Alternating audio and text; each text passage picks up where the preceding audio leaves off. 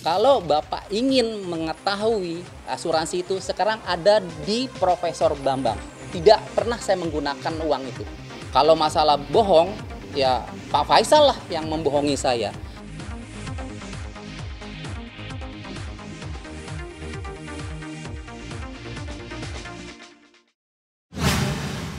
Oke, selamat malam. Hari ini kita bersama dengan Pak Dodi. Pak Dodi ini adalah orang tua dari Vanessa Angel. Tahu kan? Atau beliau sekarang udah jadi artis, jadi nggak perlu diperkenalkan lagi, orang udah tahu mukanya, wajahnya Pak Dodi. Saya minta maaf, Pak Dodi tadi terlambat karena ya datangnya macet. Kemudian posisi rencana malam ini adalah ingin menjelaskan tentang keluar dari pihak sebelah yang menyatakan bahwa atau mempertanyakan masalah uang asuransi. Itu poin pertama. Poin kedua, upaya somasi terhadap Faisal dan juga somasi terhadap Puji yang kerjanya pacaran-pacaran aja. Dan minta kepada KPAI dan KPI untuk memboikot berita tentang anak kecil, jangan sampai terjadi eksploitasi terhadap anak.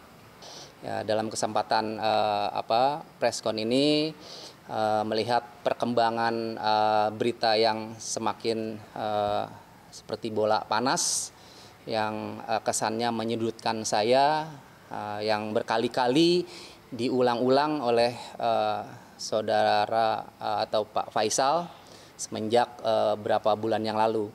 Selama ini saya diam. Saya diam, ya saya nggak bicara apa-apa pun setiap beliau mengatakan atau mengungkit-ungkit masalah asuransi yang dimiliki oleh almarhum putri saya Vanessa yang penerima manfaatnya adalah saya. Ya, saya akan jelaskan hari ini agar ini tidak menjadi satu fitnah dan menjadi satu pembunuhan karakter dan pencemaran nama baik saya sebagai orang tua dari almarhum putri saya Vanessa. Saya jelaskan dulu dari awal masalah asuransi.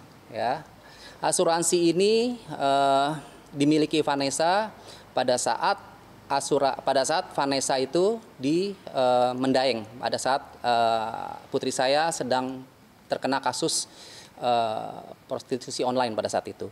Ya, jiwanya sangat terguncang, ya, sangat stres, depresi. Pada saat itu malah kita dengar anak saya ingin bunuh diri karena pada saat itu beliau atau putri saya adalah baru pertama kali masuk mengenal yang namanya penjara, ya. Nah, pada saat itu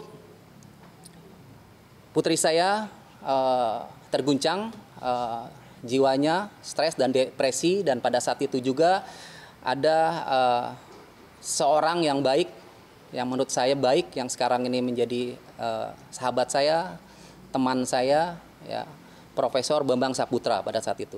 Ya, nah pada saat itu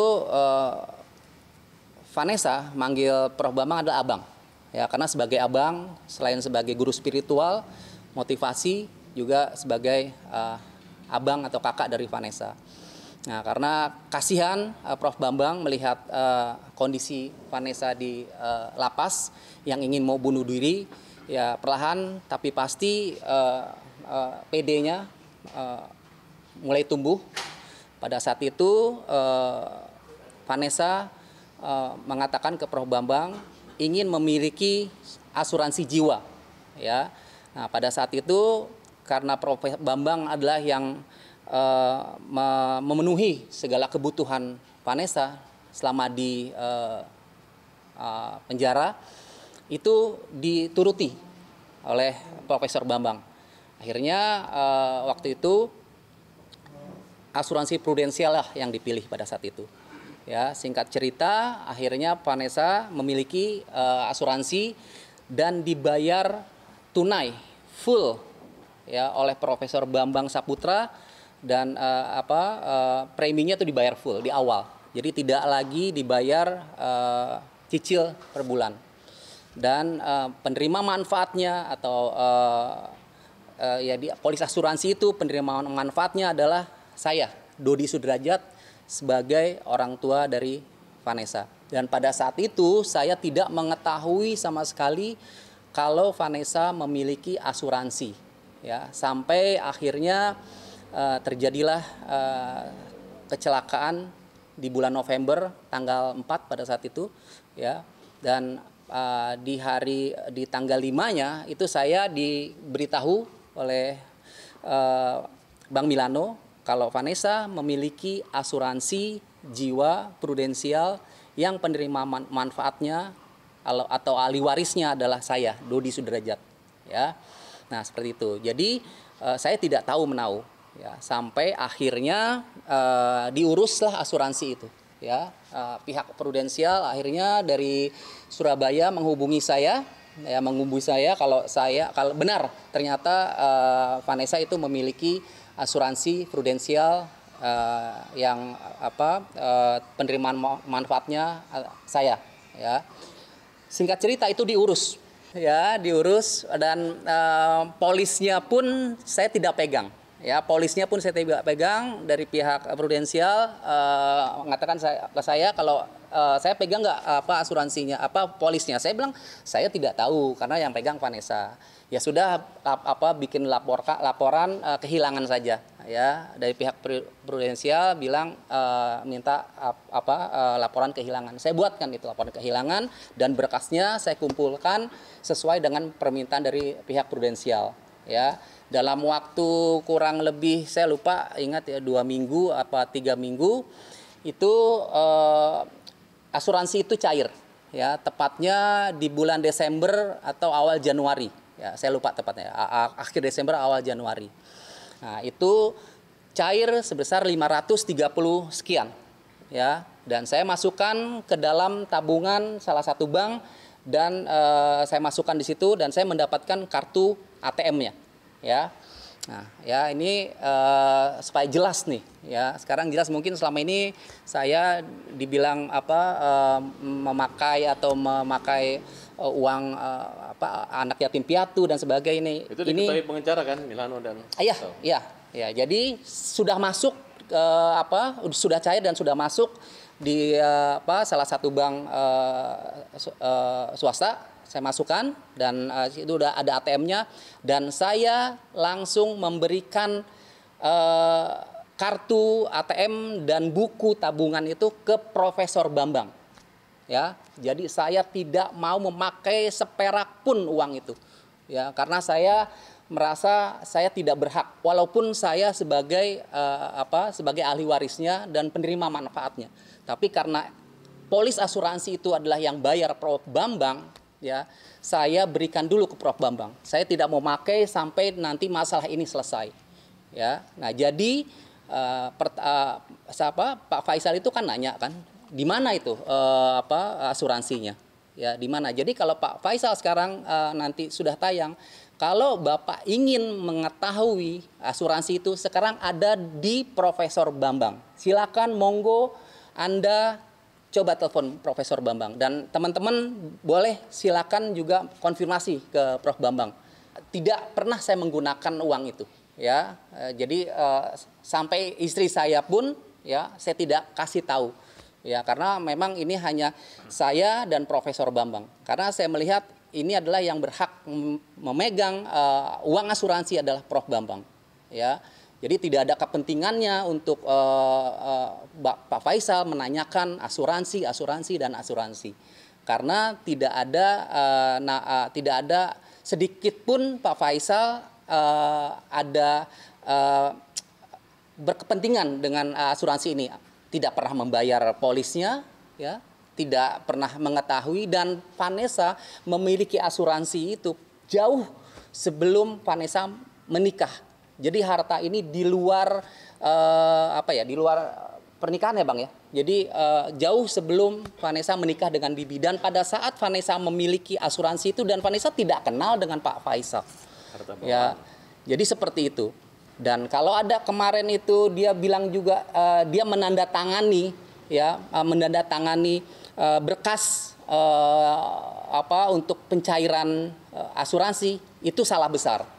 Karena Pak Faisal menandatangani itu sebagai saksi, ya, sebagai saksi, bukan sebagai tanda tangan dia tanda tangan itu untuk pencairan. Pak Faisal itu tidak tanda tangan, itu juga tetap cair. Itu hanya sebagai saksi kalau Vanessa sudah meninggal. Ya, jadi bukan tanda tangan surat kuasa atau tanda tangan yang bisa mencairkan uang asuransi tersebut. Ya, memang saya meminta pada saat itu. Pada saat itu memang belum ada konflik seperti ini. Ya, saya bilang ini asuransi, ya, ada dari pihak prudensial, prosedurnya meminta Bapak minta tanda tangan. Kalau Pak Faisal nggak mau juga pada saat itu tidak masalah, tapi beliau tanda tangan gitu, dan sebagai saksi. Dan itu lembarnya tuh lembar saksi yang ditandatangani oleh Mayang. Ada pada saat itu ada Pak Faisal dan ada Bu Dewi. Ya, jadi harus diketahui itu. Dan saya tidak pernah membohongi, saya tidak pernah bohong. Kalau masalah bohong, ya Pak Faisal lah yang membohongi saya. Karena pada saat dia ingin mengajukan permohonan hak asuh dan hak waligala, dia itu meminta saya satu berkas bundel itu, semua KTP saya, KTP almarhum istri saya, akte istri saya, akte kematian, terus surat nikah, ya. Karena saya percaya, saya pikir waktu itu beliau itu ingin mengajukan hak asuh dan hak waligala itu bersama. Saya pikir bersama. Nah, ternyata sampai pengadilan hak asuh dan hak walinya tunggal, Pak Faisal. Siapa yang menipu pada saat itu? Saya merasa tertipu. Saya sudah memberikan semuanya, berkas-berkasnya. Ternyata di pengadilan Pak Faisal mengajukan curang lah gitu, curang. Iya, boleh dikatakan. Awalnya bersama ya.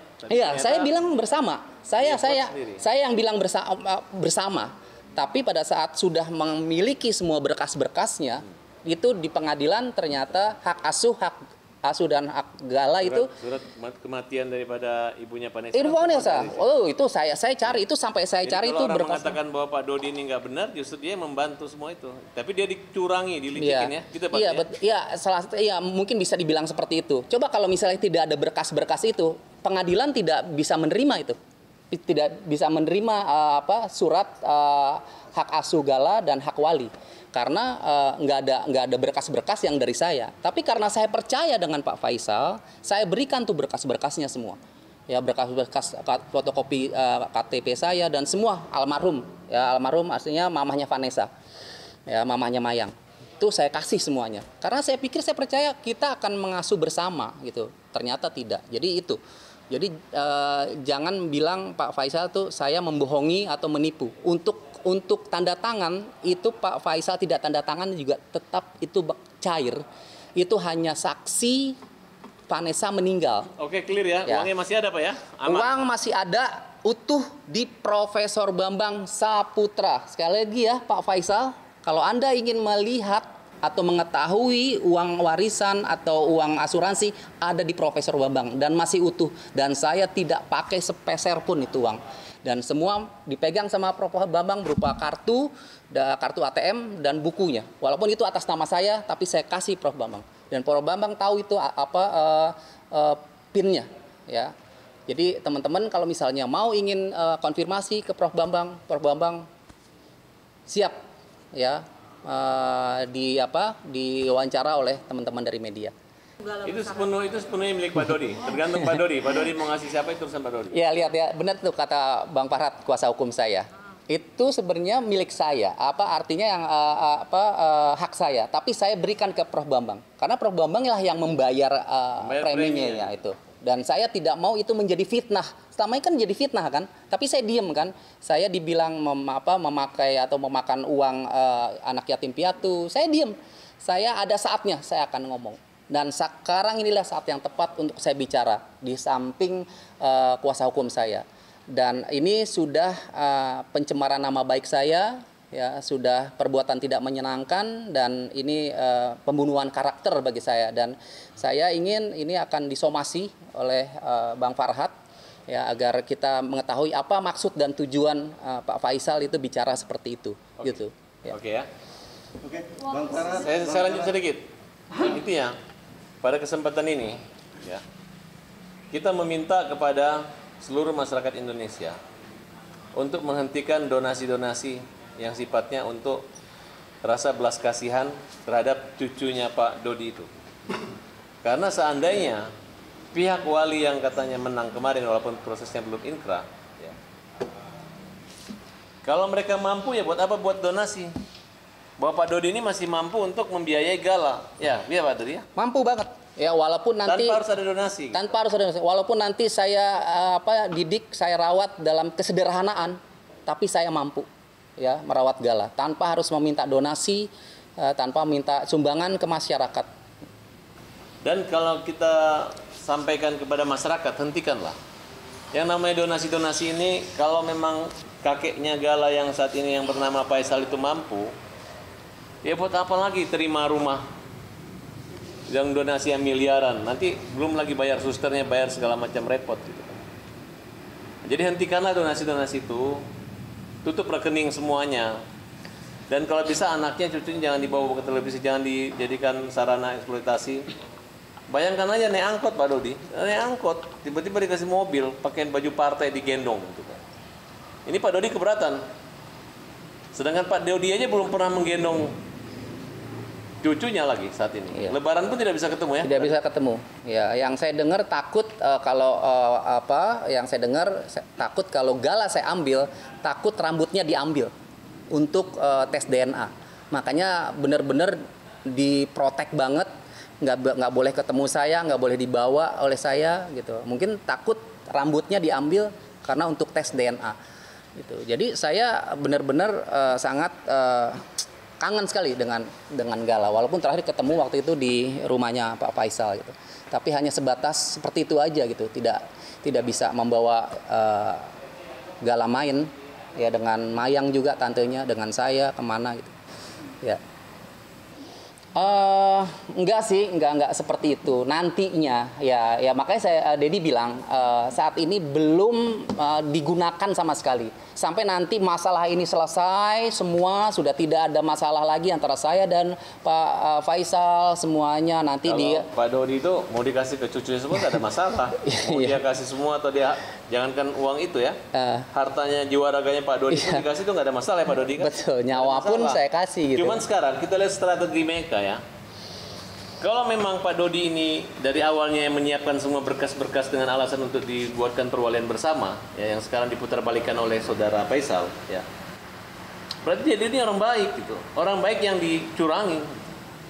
Nah kemudian ketika Pak Dodi melakukan upaya banding, mereka marah dong, marah dan membuat satu alasan bahwa tidak mau lagi kenal Pak Dodi, marah gitu, kayak sudah kayak sumpah serapah, seolah-olah kayak kutukan maling kundang terhadap anak durhaka. Padahal Pak Dodi ini adalah besan yang kedudukannya sejajar gitu. Bahkan yang lebih dekat ya, ini catatan lagi. Kalau dalam waris penjagaan asi asuh, Pak Dodi dan Mayang lah yang paling berhak untuk mendampingi dan menjaga gala. Sedangkan Faisal dan keluarganya, dia punya kewajiban untuk menafkahi.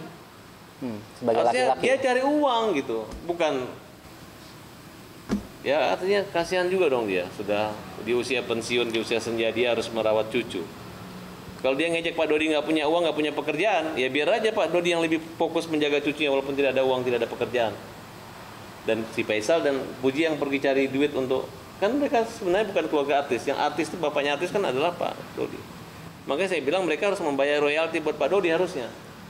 Karena tidak ada Pak Dodi, nggak ada namanya Vanessa Angel, karena beliau juga manajer. Nah, saya luruskan lagi.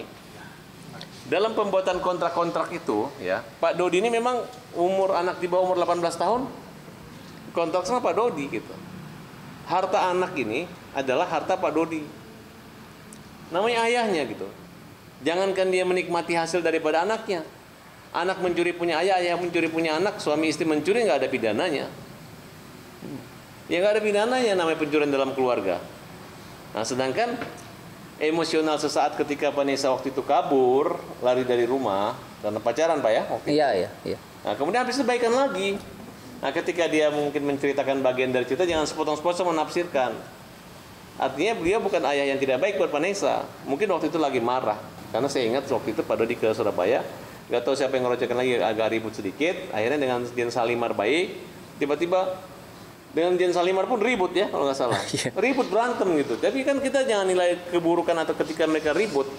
Tapi lihat ketika mereka baik, siapa orang yang hadir saat itu. Saya dulu kaget loh, kok Pak Dodi anaknya udah kayak gitu kok masih muncul gitu. Itu pikiran saya aja. Ya, tapi kan namanya media ada saling panas-panasi seolah begini. Ya, digoreng lagi.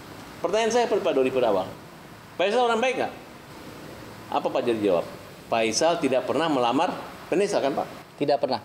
Jadi selama Vanessa itu menikah dengan Bibi, seharusnya sebagai orang yang punya adat istiadat, sebagai orang yang memiliki gelar haji, ya harusnya kan melamar anak saya, melamar Vanessa. Mungkin karena Vanessa pada saat itu pernah tersandung kasus prostitusi online, ya jadi mungkin dia tidak menghargai Vanessa dan saya, dan tidak pernah ada lamaran. Ya, datang ke rumah saya pun tidak, Pak Faisal. Tapi saya hadapi dengan senyuman. Ada nggak perasaan Bapak waktu itu sebenarnya mereka malu punya anak mantu Vanessa saat itu awal? Saat itu ada, pasti ada. Nah, jadi pernikahan itu berapa kali terjadi Pak? Bapak harus jelaskan dong. Awalnya keluarga Faisal tidak setuju sama Vanessa. Makanya pernikahan itu 2 kali, ya Pak? Iya. Pernikahan siri kemudian pernikahan kedua kan? Yang resmi. Oke, kita langsung ke to the point aja ya. Persoalan apa? Menyangkut nafkah dan penghasilan. Peran daripada Faisal terhadap keluarga ini tidak ada. Makanya kalau dibilang pernah minjamin 300 juta, pernah minjamin 100 juta membayar itu bohong semua. Mana buktinya? Selalu mengatakan uang tunai dan mengatakan bahwa sudah pernah diganti. Kenapa Pak Dodi minta tas? Kenapa Pak Dodi minta baju? Kenapa Pak Dodi minta apa? Karena Pak Dodi tahu siapa yang membeli itu. Bukan Bibi, bukan Faisal yang membeli itu semua, termasuk premi asuransi bukan mereka.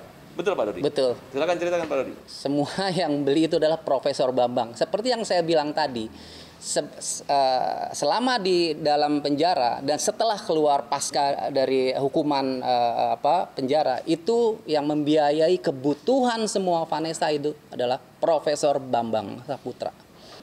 Faisal tahu bahwa yang menopang ekonomi itu mereka tidak. Bahkan waktu Faisal sakit pun, yang dulu katanya di rekam jejaknya ada kan? Faisal ini sakit COVID, kemudian istrinya, anaknya semua tanggungan Bibi. Itu yang membantu biaya semua itu adalah Profesor Bambang.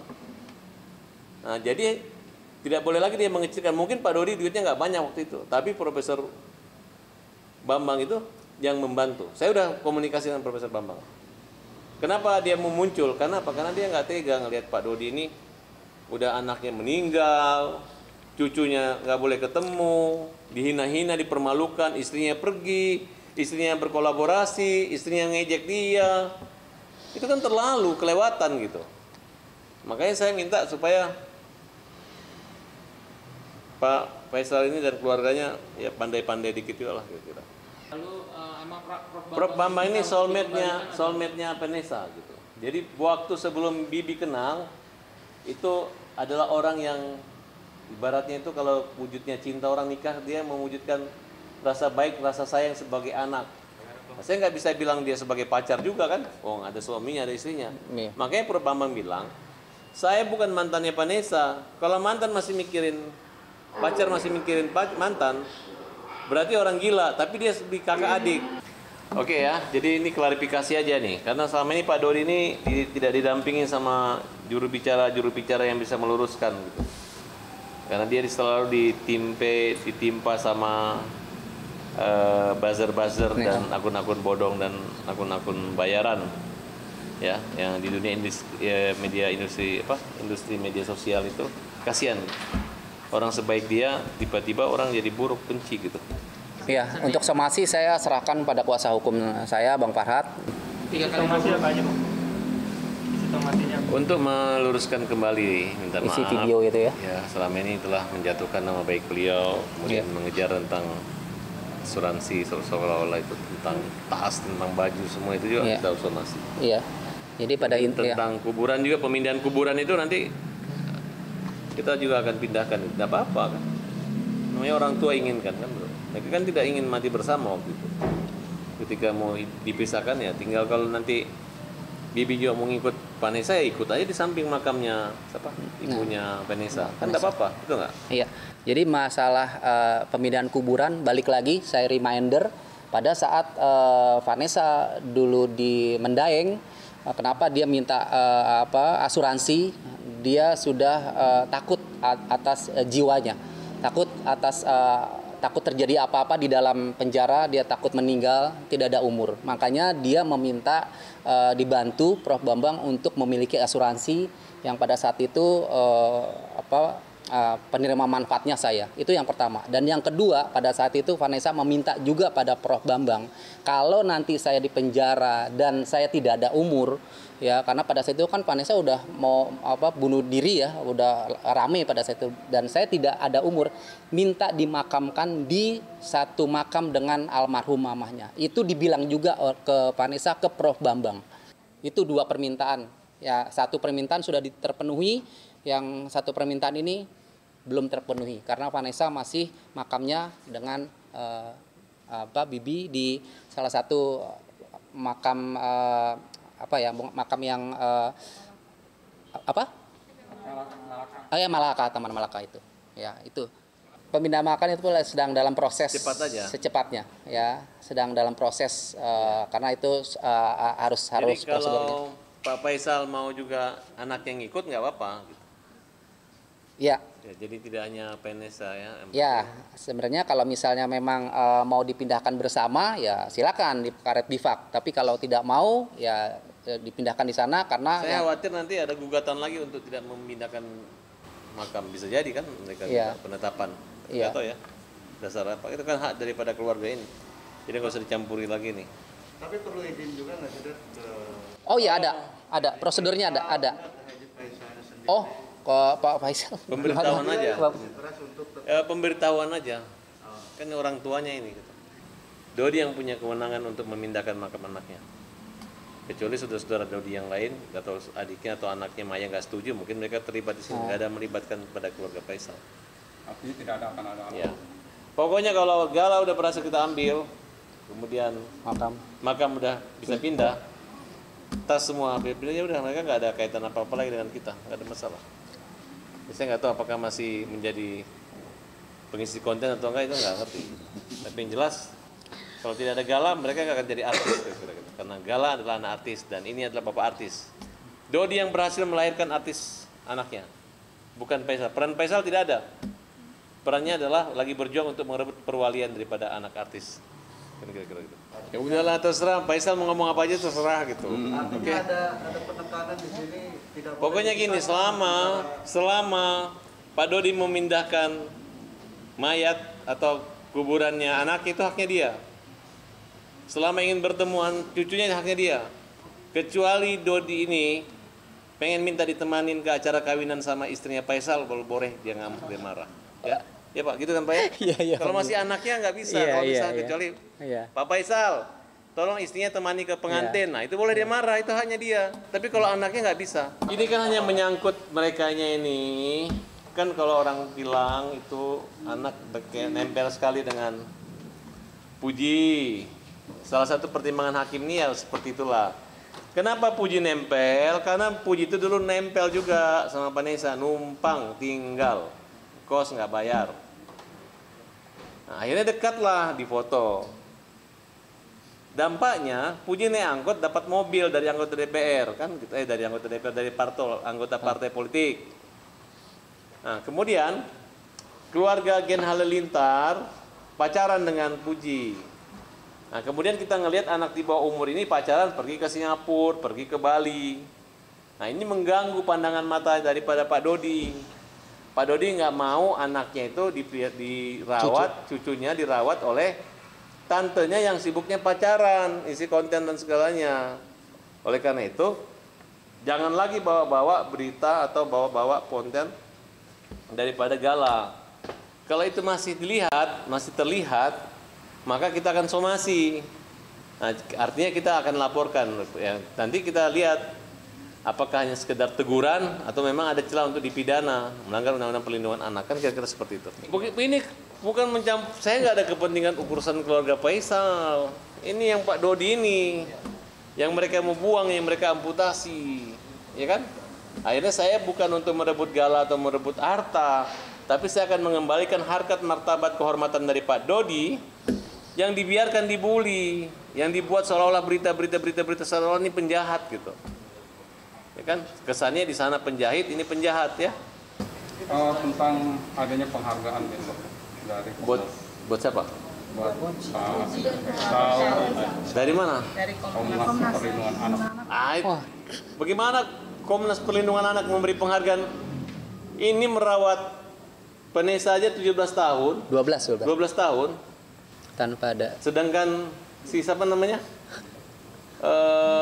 Faisal Faisal itu berapa? baru berapa tahun merawat anak ini. Nggak ada kaitan itulah. Justru kita melaporkan. Justru nanti Komnas Perlindungan Anak memberi penghargaan ini nanti saya persoalkan gitu.